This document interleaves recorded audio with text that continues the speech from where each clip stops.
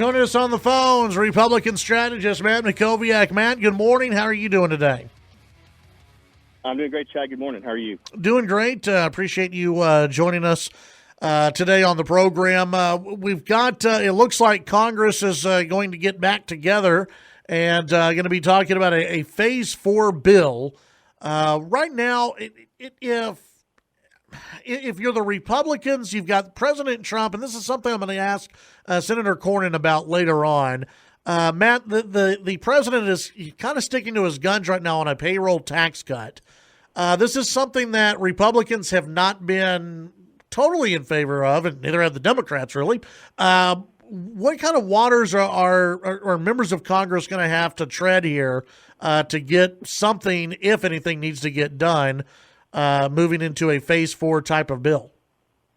Yeah, I mean, the president said over the weekend on Sunday on the Fox News town hall that he wouldn't sign another bill unless there was a payroll tax cut in it. I do think probably the situation's changed a bit. Back when he wanted one initially in the first phase, it just really didn't seem like it made much sense. Now I think we're looking more medium term and long term in addition to short term.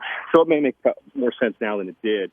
Look, I think the pathway to a deal is really difficult to see right now. The Dems want bailouts for states.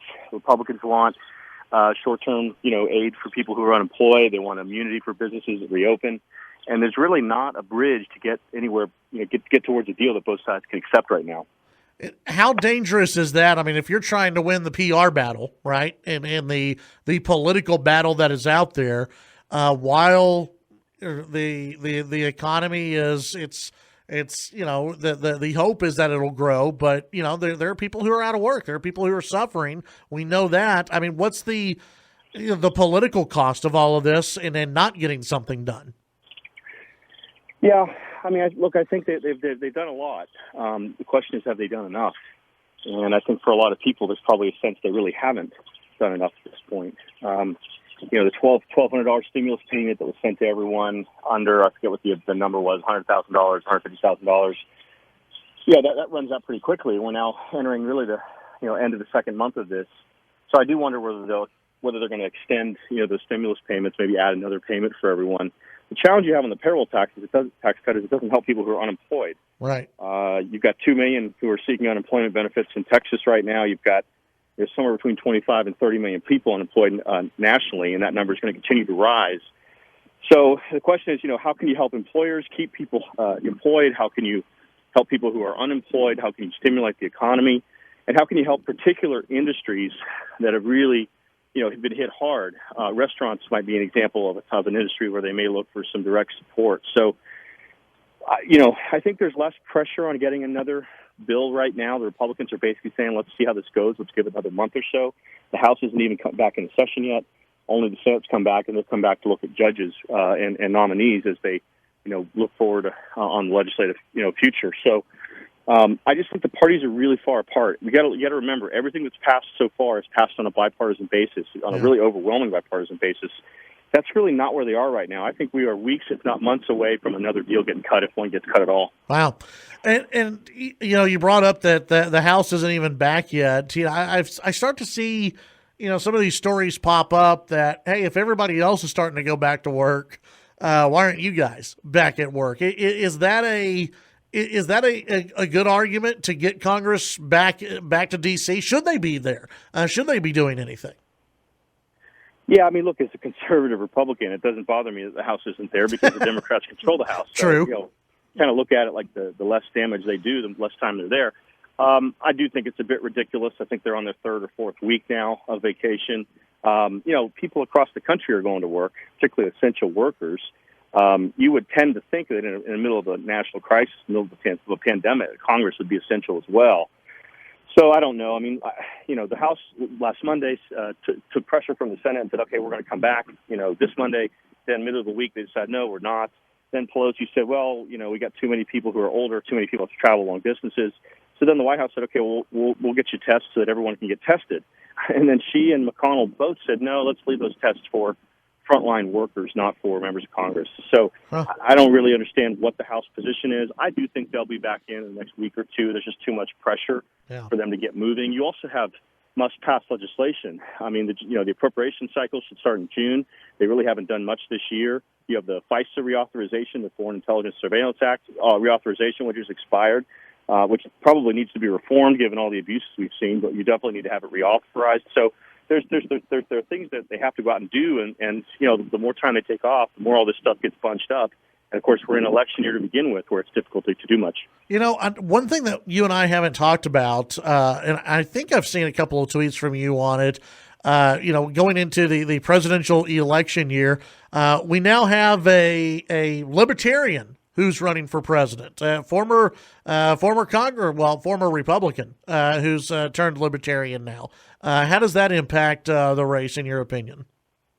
Yeah, Justin Amash has been really a pretty relentless critic of President Trump's, really become quite never Trump of late. And so I think this decision to seek the Libertarian presidential nomination and ballot position is really more about him almost surely losing his congressional seat.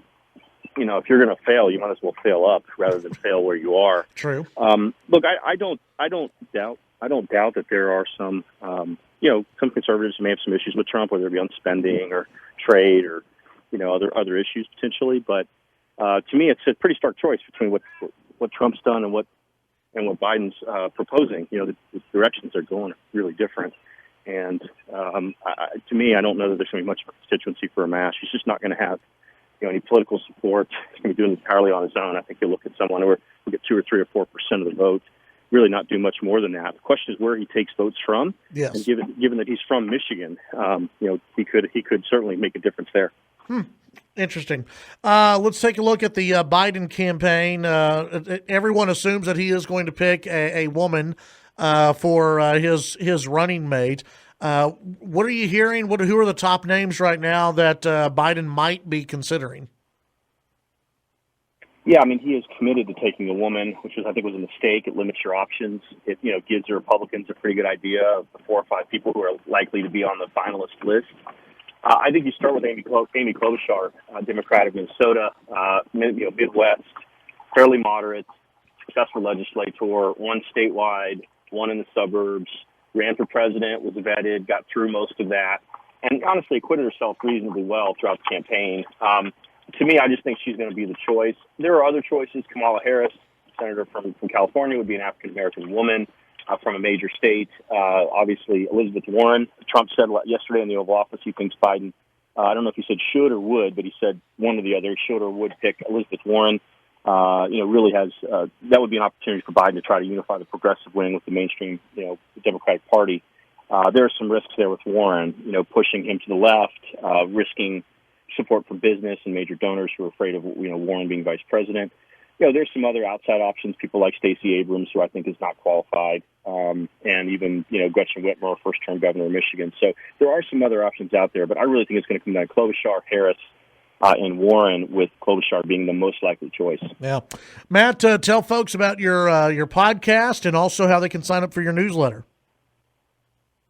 Yeah, so the podcast is called Mack on Politics. It's a national politics podcast. Our most 2 recent episodes, we talked to a doctor named Robin Robinson, who's a vaccine and health expert, ran the vaccine organization at HHS called BARDA for 10 or 12 years, very successful. We had an in-depth conversation about vaccines, and then also talked to Congressman Michael McCall on what we can do to punish China, his committee investigating. You can check out the Mack on Politics podcast on iTunes, Google, Stitcher, and Spotify.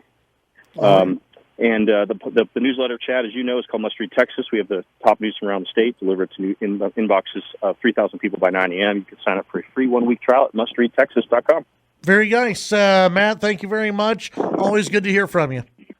Take care. That's Matt Mackowiak here on the Chad Hasty Show. News Talk, KFYO.